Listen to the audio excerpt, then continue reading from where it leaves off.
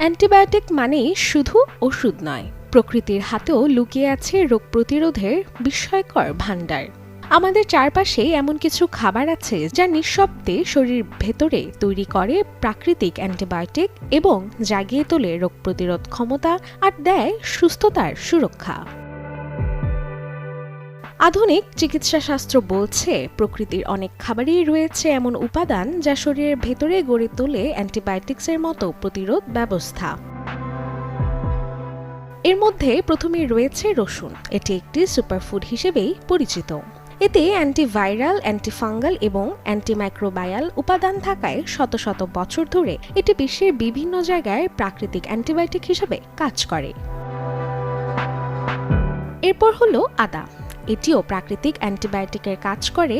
আদা ক্যান্সারের ঝুঁকি এবং নানা ধরনের হজমজনিত জটিলতা কমায়।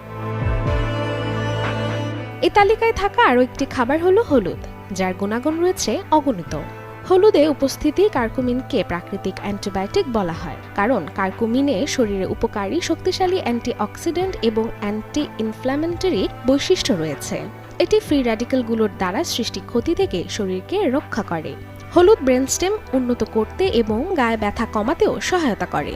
আয়ুর্বেদিক এবং চীনা চিকিৎসা অনুযায়ী হলুদের অ্যান্টিবায়োটিক উপাদান ব্যাকটেরিয়া ধ্বংস করতেও সাহায্য করে, এমনকি ক্ষতস্থান সারাতেও হলুদ বেশ কার্যকরী।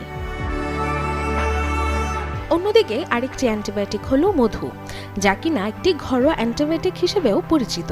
বেশিরভাগ অ্যান্টিবায়োটিক ওষুধ তৈরিতে মধু ব্যবহার করা হয়।